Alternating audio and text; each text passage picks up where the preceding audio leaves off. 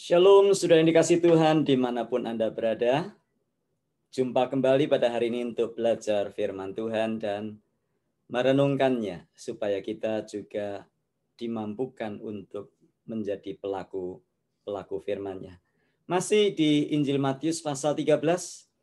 Hari ini kita membaca dari Matius 13 ayat 53. Ayat 53 tidak berdiri sendiri, merupakan satu rangkaian peristiwa. Karenanya saya akan membaca ayat 53 sampai 58. Demikianlah firman Tuhan. Setelah Yesus selesai menceritakan perumpamaan-perumpamaan itu, maksudnya perumpamaan-perumpamaan di dalam Injil Matius pasal 13 yang sudah kita bahas selama beberapa hari sepanjang minggu ini, maka ia pun pergi dari situ. Ayat 54, setibanya di tempat asalnya, Yesus mengajar orang-orang di situ di rumah ibadat mereka. Maka takjublah mereka dan berkata, dari mana diperolehnya hikmat itu dan kuasa untuk mengadakan mujizat-mujizat itu? Bukankah ia ini anak tukang kayu? Bukankah ibunya bernama Maria dan saudara-saudaranya Yakobus, Yusuf, Simon, dan Yudas?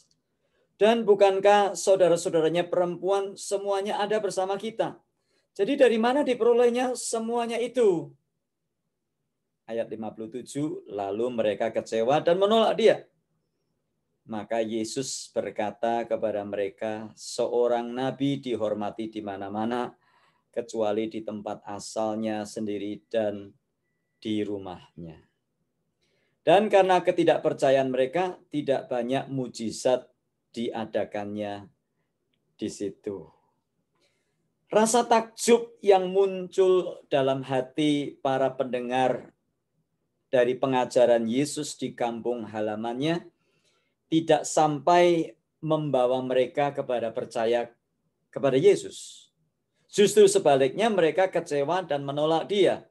Kalau kita membaca ayat 57, lalu mereka kecewa dan menolak dia. Kenapa? Karena mereka memandang rendah Yesus Kristus. Kalau kita perhatikan, Yesus direndahkan sebegitu rupa. Di dalam ayat 55 dikatakan, bukankah ia ini anak tukang kayu? Bukankah ibunya bernama Maria dan saudara-saudaranya Yakobus, Yusuf, Simon, Yudas? Nah, kalau kita membaca di sini, itu sebabnya Yesus berkata di dalam ayat 57, Yesus menjawab, seorang nabi dihormati di mana-mana, kecuali di tempat asalnya sendiri dan di rumahnya. Jadi hati orang-orang yang mendengar perumpamaan tadi, bahkan hati orang-orang yang sudah ada di kampung halamannya, tidak bisa melihat Yesus sebagai firman Allah yang telah menjadi manusia. Walaupun Yesus telah melakukan banyak mujizat, walaupun Yesus telah mengajar mereka, walaupun Yesus telah menjelaskan kepada mereka, tetapi hati mereka tetap tertutup. Sehingga mereka hanya melihat Yesus sebagai manusia dan bukan firman Allah itu sendiri. Nah, hal itu nampak dari ayat 55. Dikatakan, bukankah ia ini anak tukang kayu, bukankah ibunya bernama Maria dan saudara-saudaranya Yakobus, Yusuf, Simon, dan Yudas? Nah, mungkin ada sedikit yang harus dijelaskan di sini. Ada 4 nama yang disebut sebagai saudaranya Yesus, Yakobus, Yusuf, Simon, dan Yudas. Saya harap kita mempelajari bagian ini dengan serius, sebab kadang kita tidak tahu pada waktu ditanya. Nah, pada waktu dikatakan saudara-saudara Yesus, ada yang perempuan dikatakan di dalam ayat yang ke 56, tapi ayat 55 secara spesifik disebutkan namanya. Yang laki-laki Yakobus, Yusuf, Simon, dan Yudas. Siapa mereka ini? Nah, sebagian besar, sebagian orang berpendapat bahwa mereka adalah saudara tiri Yesus Kristus. Apa yang dimaksud saudara tiri? Mereka adalah saudaranya Yesus yang adalah anak-anak dari Yusuf. Dipercaya bahwa Yusuf punya anak dan istri sebelumnya, dan kemudian istrinya meninggal dunia.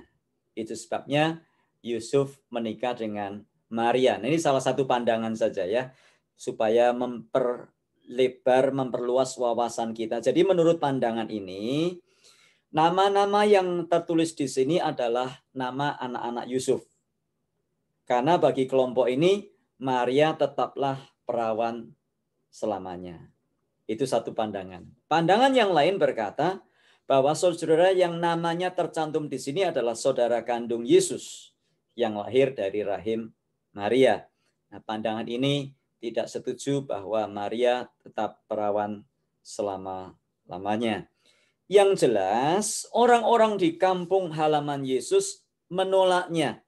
Bahkan dipercaya bahwa Yakobus pun yang tadinya tidak percaya Yesus dan baru setelah Yesus mati di kayu salib, Yakobus bertobat dan menjadi pengikut Yesus dan kemudian menjadi pemimpin gereja di Yerusalem. Nah, bagaimana sikap Yesus pada waktu menghadapi penolakan dan direndahkan sedemikian rupa? Yesus tidak tersinggung, Yesus tidak marah, Yesus tidak membalas dengan kata-kata kasar untuk menyerang mereka. Namun sesungguhnya apa yang kita dapatkan di sini adalah bahwa orang-orang yang tidak percaya, orang-orang yang menolak, orang-orang yang merendahkan Yesus inilah yang sebetulnya mengalami kerugian. Kenapa? Ayat 58 mencatat. Dan karena ketidakpercayaan mereka, tidak banyak mujizat diadakannya di situ. Jadi Yesus tidak pernah kecewa karena orang menolaknya. Yesus tidak pernah kecewa karena orang-orang meninggalkannya. Kalau Anda baca Yohanes pasal 6, pada waktu itu Alkitab mencatat Yesus membuat mujizat 5 roti dan 2 ikan bisa untuk makan lebih dari 5.000 orang, sisa 12 bakul penuh. Dan kemudian Yesus menjelaskan, berkhotbah kepada orang-orang banyak dan berkata, akulah roti hidup. Ya. Barang siapa makan daripadaku, ia akan hidup selama-lamanya. Ia tidak akan lapar lagi.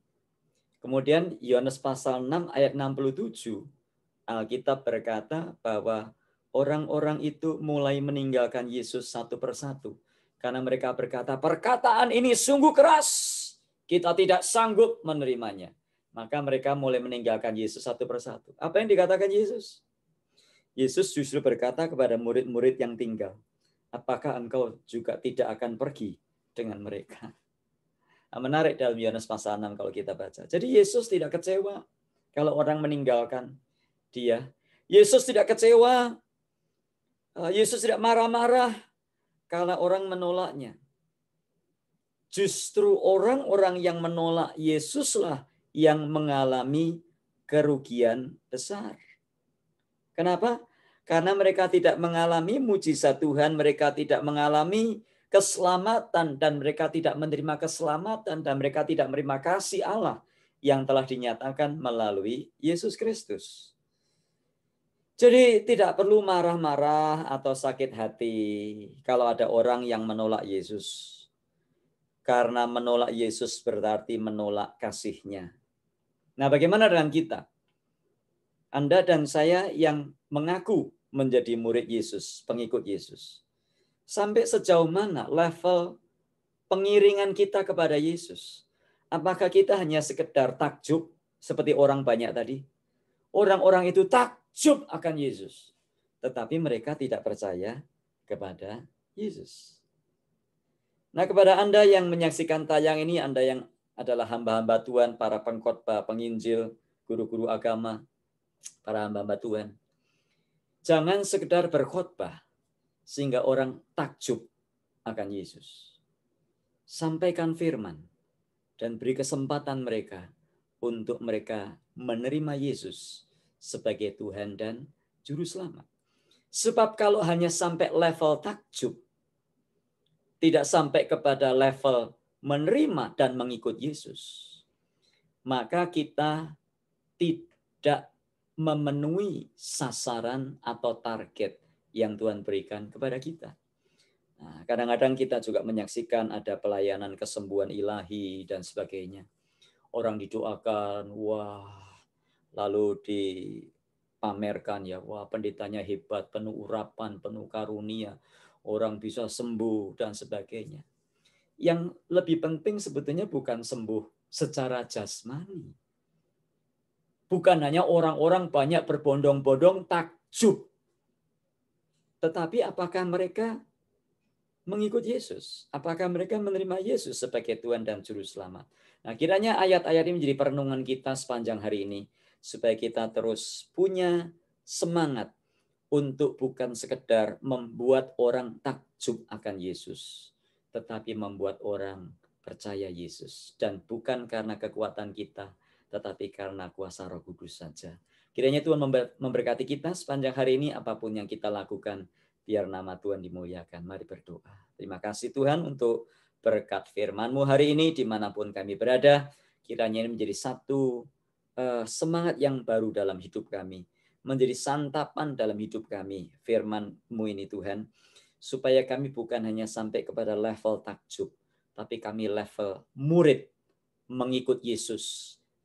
Menerima Yesus sebagai Tuhan dan Juru Selamat. Dan hidup menurut apa yang Tuhan perintahkan kepada kami. Dan kami berdoa ya Tuhan untuk rekan-rekan kami yang mungkin banyak yang masih belum mau membuka hatinya. Bahkan ada yang melecehkan Yesus Kristus, ada yang merendahkan Yesus dan sebagainya. Tuhan ampuni mereka, buka hati mereka Tuhan, sehingga mereka melihat Yesus sebagaimana adanya Yesus yang adalah Tuhan dan Juru Selamat sejati. Terpuji Engkau kekal selamanya, dalam Tuhan Yesus kami berdoa. Amin. Tuhan memberkati kita dan sampai jumpa esok dalam bahasan selanjutnya. Amin.